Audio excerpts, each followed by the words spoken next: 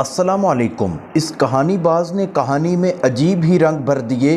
3 چوہوں کا آپس میں مقابلہ ہوا، بابا جی نے قبر پھاڑ دی اور مردہ باہر نکل آیا۔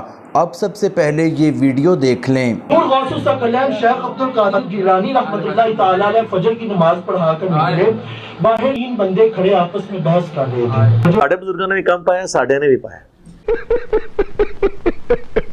آپس میں بحث کر رہے تھے، ایک تھا مسلمان، ایک تھا عیسائی اور ایک تھا یہودی۔ کون تھا جی؟ اچھا آپ کو میں نا چھوٹی سی بات بتا کے پھر باقی کی طرف چلتا ہوں۔ بول گھڑی کے اوپر 10 کے بعد کیا آتا ہے؟ مندر کا گھنٹہ۔ حضور غوث ثقلین نے دیکھا ایک بندہ مسلمان، ایک عیسائی، ایک یہودی آپس میں بیٹھے مناظرہ کر رہے ہیں۔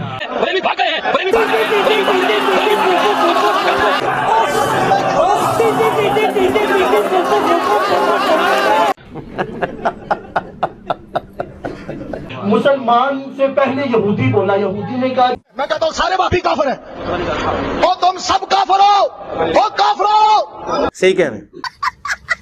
جی میرے نبی سب سے افضل ترین نبی ہیں۔ انہوں نے پوچھا جی کیسے؟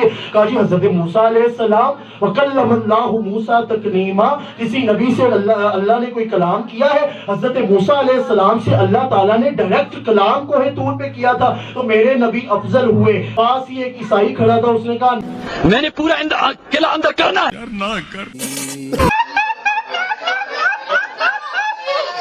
نہیں، تمہارے نبی نے مردے زندہ کیے؟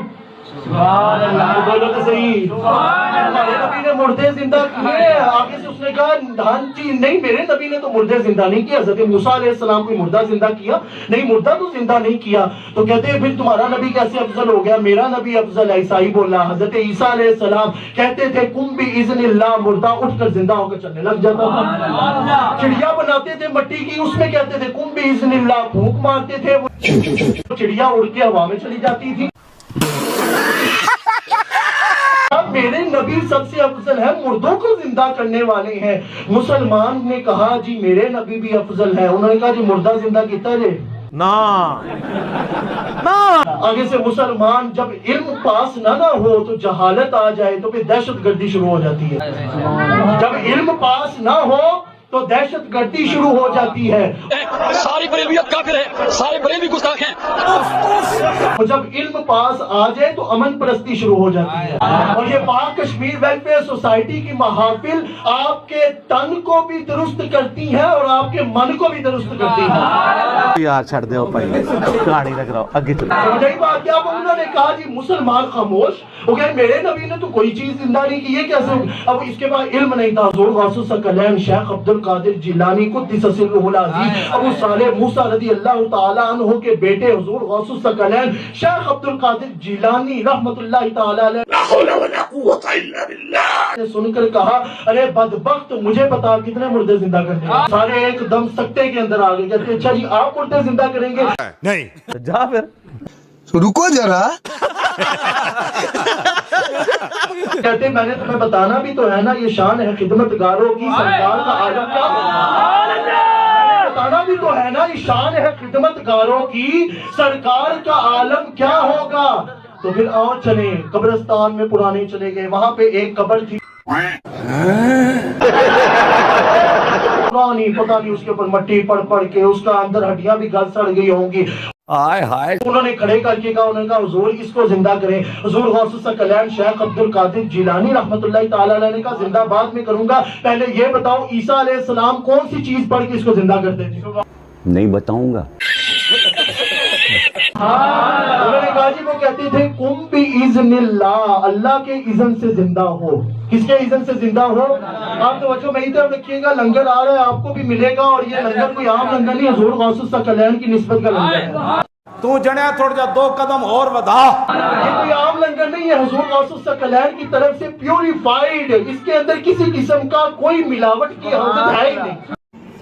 ماشاءاللہ، واہ جی واہ، سبحان اللہ، ماشاءاللہ، اللہ رونق لائی ہے۔ اچھا حضور غوث ثقلین شیخ عبد القادر جیلانی رحمت اللہ تعالیٰ علیہ نے پوچھا کہ کیا پڑھ کے زندہ کرتے تھے عیسیٰ علیہ السلام؟ انہوں نے کہا جی قم بِإِذْنِ اللَّهِ، اللہ کے اذن سے زندہ ہو جاؤ. پھونک مارتے تھے تو وہ زندہ ہو جاتے تھے. اچھا حضور غوث الثقلین شیخ عبد القادر جیلانی رحمۃ اللہ تعالیٰ علیہ، آپ نے دیکھا ہوگا بار بار ان کا نام لے رہا ہوں، مجھے مٹھاس ہی بڑی ملتی ہے. تو رہن دو پھر.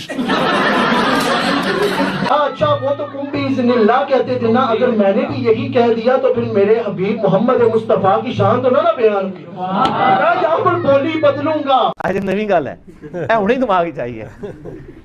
آپ نے قبر کی طرح مخاطب ہو کے کہا قم بِإِذْنِی، میرے اذن سے زندہ ہو. ٹائم قیامت آ کے بس اتنا کہنا تھا. فَانشَقَّ الْقَبْرُ فَقَامَ مَيِّتٌ، قبر پھٹ گئی، میت زندہ ہو کر کھڑی.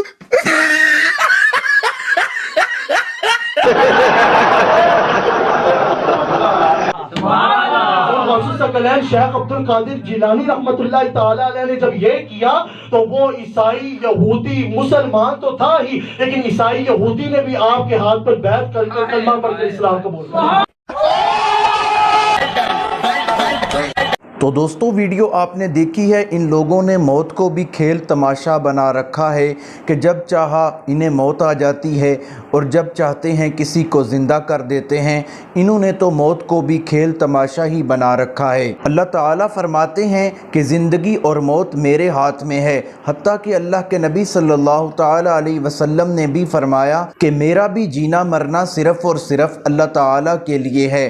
یعنی کہ زندگی اور موت کا مالک صرف اور صرف اللہ تعالیٰ ہے. لیکن یہ کہتے ہیں کہ شیخ عبد القادر جیلانی نے اس طرح ایک مردے کو زندہ کر دیا. حضرت عیسیٰ کا معجزہ تھا کہ وہ مردے کو زندہ کرتے، لیکن نبی کریم صلی اللہ تعالیٰ علیہ وسلم کو تو اللہ تعالیٰ نے یہ معجزہ ہی عطا نہیں فرمایا تھا کہ وہ مردے کو زندہ کر سکیں. لیکن جو ان کے امتی ہیں ان کے بارے میں کہا جاتا ہے کہ یہ اللہ کے ولی بھی ہیں اور یہ مردے کو زندہ بھی کرتے ہیں. دوستو نبی کریم صلی اللہ تعالیٰ علیہ وسلم کی 3 بیٹیاں زندگی میں فوت ہوئیں، وہ تو ان کو زندہ نہیں کر سکے. ان کے بیٹے بھی ان کی زندگی میں وفات پا گئے. نبی کریم صلی اللہ تعالیٰ علیہ وسلم تو ان کو زندہ نہیں کر سکے. جلیل القدر صحابی نبی کریم صلی اللہ تعالیٰ علیہ وسلم کے بہت پیارے صحابی شہید ہوئے اور فوت بھی ہوئے، لیکن نبی کریم صلی اللہ تعالیٰ علیہ وسلم ان کو زندہ نہیں کر سکے. صحابہ اکرام کے دور کے اندر بھی کافی لوگ شہید ہوئے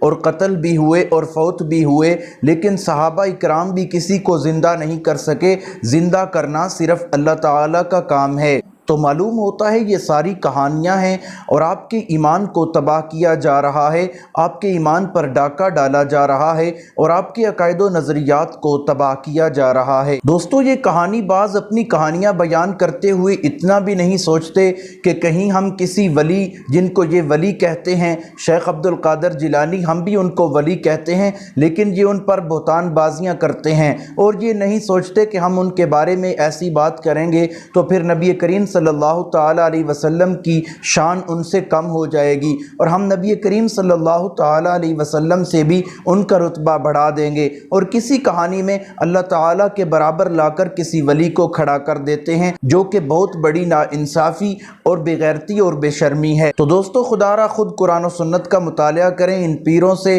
لفنگوں سے آپ بچیں. آپ کا ایمان تب ہی بچ سکتا ہے اور آپ اپنے ایمان کی حفاظت بھی تب ہی کر سکتے ہیں. جب تک آپ ان کہانی بازوں کے چنگل سے نہیں نکلیں گے آپ اپنے ایمان کی حفاظت نہیں کر سکیں گے. امید کرتا ہوں ویڈیو اچھی لگی ہوگی. اگر اچھی لگی ہے ویڈیو کو لائک کریں، شیئر کریں، چینل کو سبسکرائب کریں. اگر فیس بک پر دیکھ رہے ہیں تو فیس بک پیج کو فالو کریں. ملتے ہیں ایک نئی ویڈیو کے ساتھ، تب تک کے لیے اللہ حافظ.